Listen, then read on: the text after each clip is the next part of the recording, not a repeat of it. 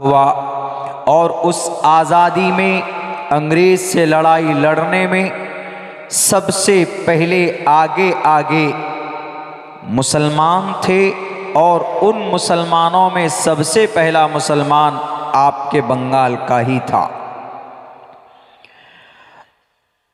15 अगस्त 1947 को ये देश आज़ाद हुआ, लेकिन अब देश चलेगा कैसे, किस कानून के तहत चलेगा? कानून तो अंग्रेज़ का था पहले, तो अब ये देश चलेगा कैसे? तो एक कानून की, एक संविधान की ज़रूरत थी। तो एक संविधान समिति नाम की एक कमेटी बनाई गई, उसमें तकरीबन 290 लोग थे, लेकिन छटकर बटकर कुछ ही लोग रह गए। उस समिति और उस कमेटी का हेड और सदर का नाम डॉक्टर भीमराव अंबेडकर,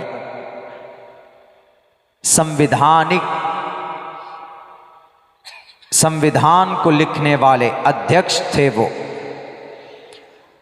तो उनको चुना गया सदर, और उन्होंने तकरीबन 2 साल 11 महीने 18 दिन में भारत का संविधान लिखा।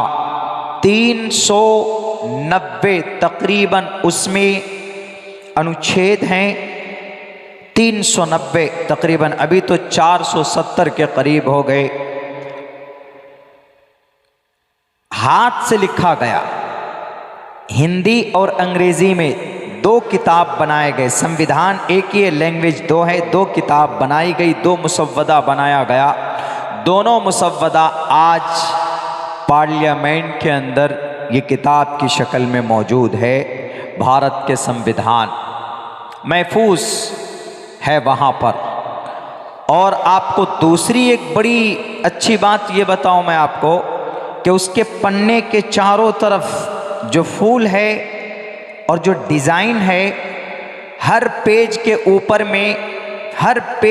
ऊपर में एक न एक इतिहास, एक न एक तारीख का जो वाक़या हुआ है उसको दर्शाया गया। उसका फ़ोटो है, उसका फ़ोटो अंग्रेज़ से कैसे लड़ाई लड़ी गई, कहीं कहीं पर उसका है, जलियांवाला बाग का है, और कुछ धार्मिक तस्वीरें भी है जैसे रामायण है, और कभी कभी मुस्लिम एम्पायर, मुस्लिम बादशाह की भी तस्वीर है कि उन्होंने कैसे हुकूमत की थी, वो भी है।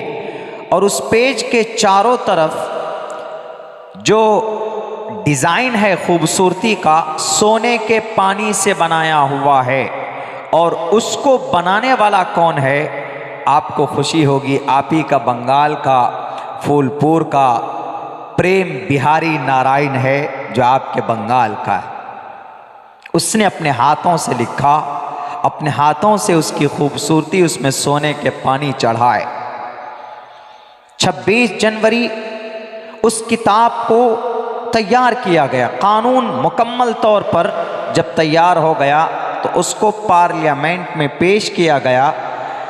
26 नवंबर 1949, 26 नवंबर, जनवरी नहीं, 26 नवंबर 1949, 1:50 में इस पूरे संविधान को मान लिया गया पार्लियामेंट में कि हाँ, अब ये हमारे भारत की कानून, हमारा भारत का संविधान होगा इस देश का।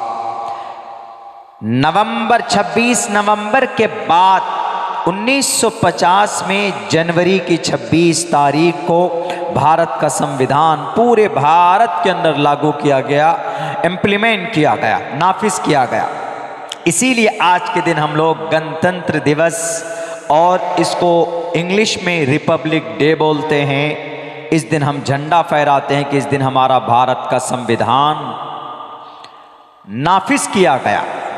26 नवंबर को 1949 में भारत के संविधान को कबूल किया गया था, माना गया था पार्लियामेंट में। और 26 जनवरी 1950 को ये बात जहन में रहनी चाहिए। और मेरे भाइयों, पता है 290 लोगों में जो संविधान लिखने की जो जमात तैयार की गई थी, उनमें से 36 मुसलमान थे और उनमें कई उलमाए किराम थे।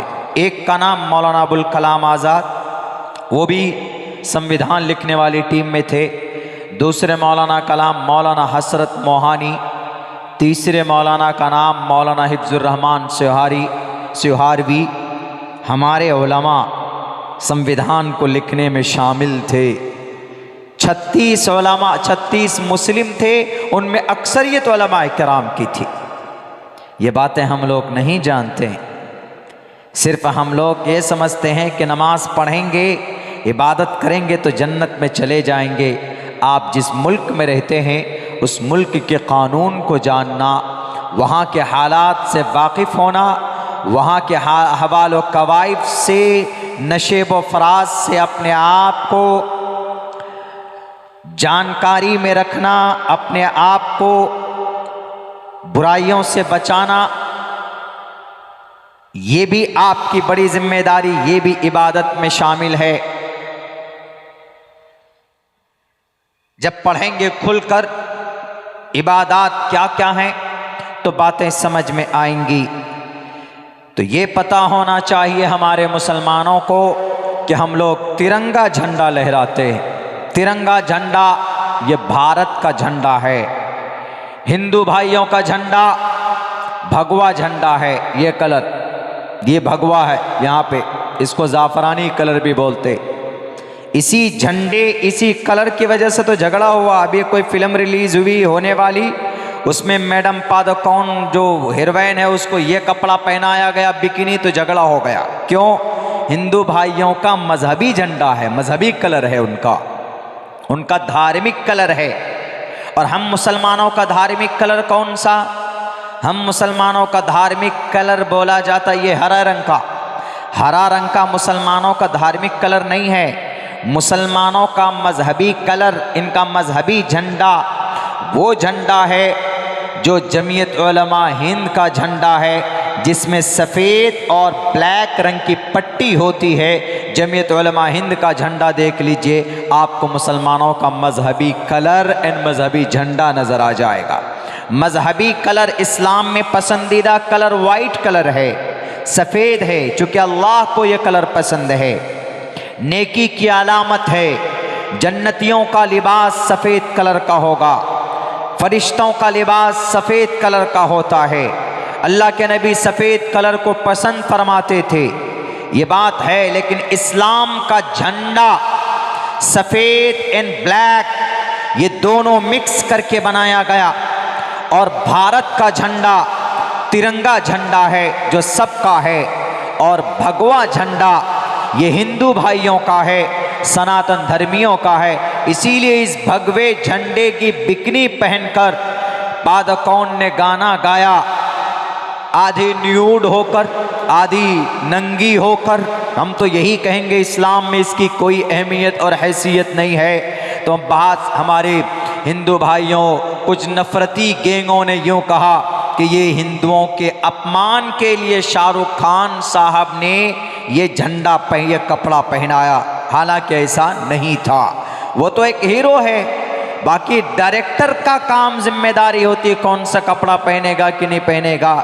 प्रोड्यूसर की जिम्मेदारी होती है कि कौन से हीरो को लेना है कि नहीं लेना है। एक्टर सिर्फ मुस्लिम है, बाकी प्रोड्यूसर है, डायरेक्टर है, हीरोइन है, पूरी क्रू है, पूरे मेंबर हैं, वो सब के सब तो हिंदू हैं।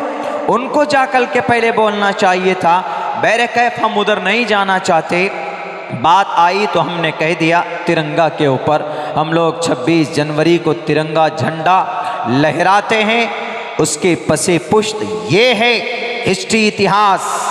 भारत के अंदर संविधान लागू हुआ था और उसी संविधान को याद रखने के लिए हम लोग 26 जनवरी की सुबह को झंडा तोलन करके राष्ट्रीय गान हम लोग गाने की कोशिश करते हैं और गाते। ये हर एक भारतीय की, हर एक इंडियन की जिम्मेदारी, ये पढ़ना, ये झंडा तोलन होना चाहिए और वो गीत गानी चाहिए। वंदे मातरम वाली गीत नहीं, वो दूसरी गीत वो गाते हैं। अल्लामा इकबाल ने भी कहा है, सारे जहां से अच्छा हिंदुस्तां हमारा, हमारा ये देश पूरी दुनिया के अंदर पूरी दुनिया के अंदर सबसे बेहतर है, सारे जहां से अच्छा हिंदुस्तान हमारा।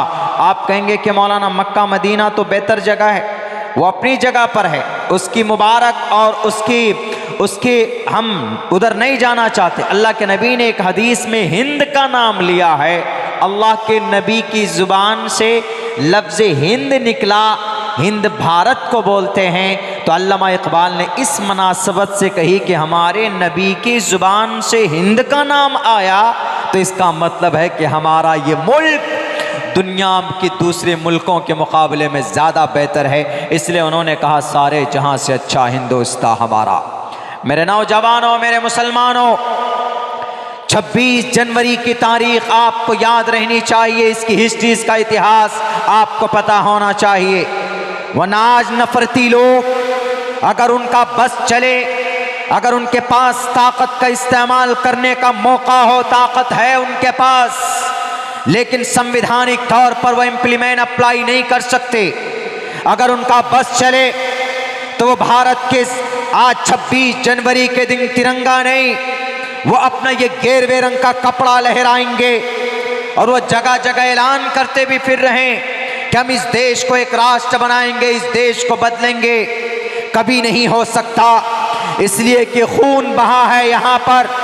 एक तरफ मुसलमान का खून बहा, दूसरे तरफ हिंदुओं का खून बहा, क्रिश्चियनों का खून बहा, तब जाकर 26 जनवरी जैसा पवित्र दिन और मुबारक दिन हमारे इस मुल्क को नसीब हुआ है। एक तरफ से सोचने वालों, तकरीबन 200 साल तक मेहनत मशक्कत की गई है देश को आज़ाद करने के लिए। तुम्हारे वक्ती तौर पर आज तुम गद्दी पर बैठे हो। 1755 से लड़ाई शुरू की थी नवाब सिराजुद्दौला ने मुर्शिदाबाद की धरती से।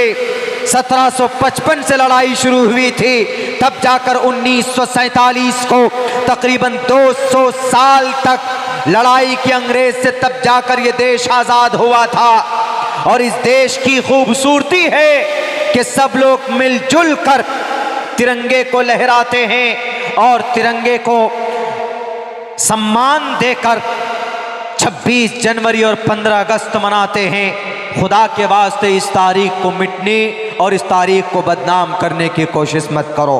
एक तो बात हो गई 26 जनवरी के ताल्लुक़ से, हम में से हर किसी को इसकी तारीख़, इसका पसे मंज़र मालूम होना चाहिए, ताकि आपके सामने में कोई बोले तो आप उनको जवाब दे सके कि 26 जनवरी हम लोग इसीलिए मनाते हैं कि इस दिन भारत का कानून लागू किया गया था, भारत का संविधान बना था।